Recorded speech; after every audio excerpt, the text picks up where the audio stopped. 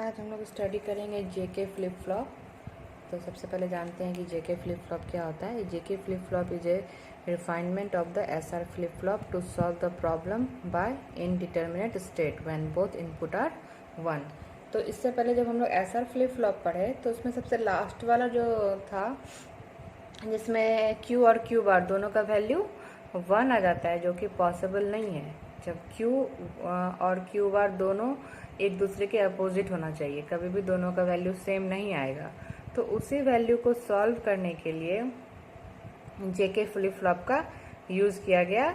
इसमें दो इनपुट जेके को अलग जेके है, दो इनपुट जो क्लॉक के साथ जुड़ा हुआ है, और ये इसका जो इनपुट है ये के आउटपुट से, और इसका जो इनपुट है ये जे के यहाँ पे जो क्यू है उसके आउटपुट से जुड़ा हुआ है। यानी कि के का जो इनपुट है वो क्यू से जुड़ा हुआ है और जे का जो इनपुट है वो क्यू बार से जुड़ा हुआ है।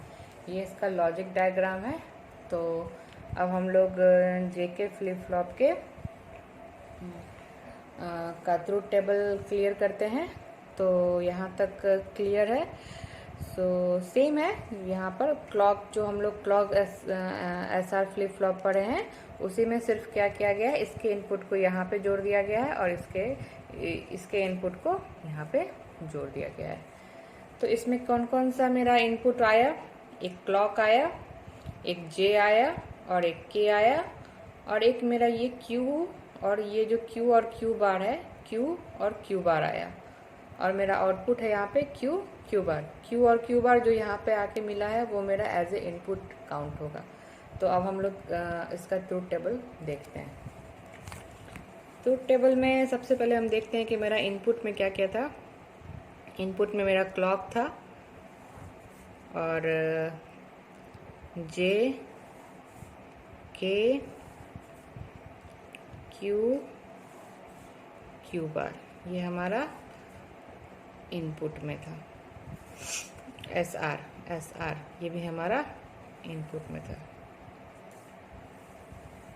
और आउटपुट में मेरा क्या है, क्यू क्यू बार। तो सबसे पहले हम लोग देखते हैं जहाँ पर हम लोग क्लॉक में वैल्यू 1 पुट करते हैं और जे में वैल्यू 1 पुट करते हैं, के में वैल्यू 0 पुट करते हैं। तो हम लोग देखते हैं कि इसमें जो इनपुट है वो S equal to J Q bar को रिप्रेजेंट करता है, और K जो है वो जो है R जो है वो K Q को रिप्रेजेंट करता है। तो यहाँ पे हम लोग जे वैल्यू ले लिए। तो एक बार हम लोग क्या करेंगे, इसी सेम वैल्यू के लिए इसका वैल्यू 1 और इसका वैल्यू 0 लेंगे, और एक बार हम लोग Q का वैल्यू 0 एक बार 1 लेंगे। तो जब हम ये पहला टर्म यूज़ कर रहे हैं उसमें हम लोग का जो S का वैल्यू है वो J into Q bar 1 into 0 कितना होगा 0। K का वैल्यू के R का वैल्यू क्या जाएगा, K into Q, K into Q 0 into 1, यहाँ पे मेरा क्या हो जाएगा 0। सेम उसी तरह यहाँ पे भी हम लोग 1 1 0 पुट करेंगे। तो S के लिए हम लोग क्या लेंगे, J इंटू क्यू बार, तो J इंटू क्यू बार, तो यहाँ पे J into Q bar 1 into 1 हमारा कितना होता है 1, और K into Q, K into Q 0 0 0।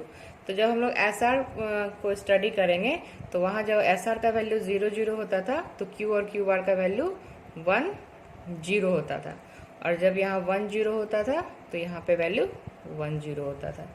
तो ये हो गया। अब दूसरी बार हम लोग इसका वैल्यू 1 0 1 पुट करेंगे।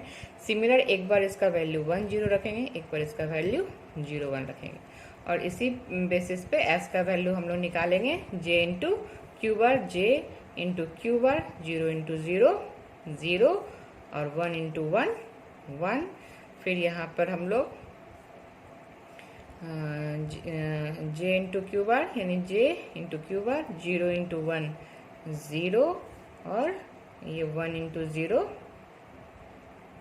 K इंटू क्यू 1 इंटू 0 यहाँ 0। फिर हम लोग SR फ्लिप फ्लॉप देखेंगे वहाँ पे 0 1 का वैल्यू 0 1 आता था और 0 0 का वैल्यू 0 1 आता था। सेम इसी तरह हम लोग आगे बढ़ेंगे और अब हम लोग थर्ड में एक बार इसका वैल्यू 1 0 0 लेंगे। सिमिलरली एक बार इसका वैल्यू 1 0 लेंगे, एक बार इसका वैल्यू 0 1 लेंगे। तो उसी प्रोसेस से करेंगे j into Q bar 0 into 0 0 0 into 1 0 0 into 1 0 0 into 0 0। तब जब वैल्यू 0 0 0 0 होता था तो हमारा आउटपुट कुछ ऐसा होता था। तो हम लोग यहाँ पे देख रहे हैं कि जो 1 0 है, यहाँ 0 1 है, वो प्रीवियस स्टेट यानी कि जो पहले क्यू और क्यू बार का वैल्यू था वही सेम आ रहा है। तो यहाँ पे हम लोग कर देंगे कि प्रीवियस स्टेज पे वो डिपेंड करता है।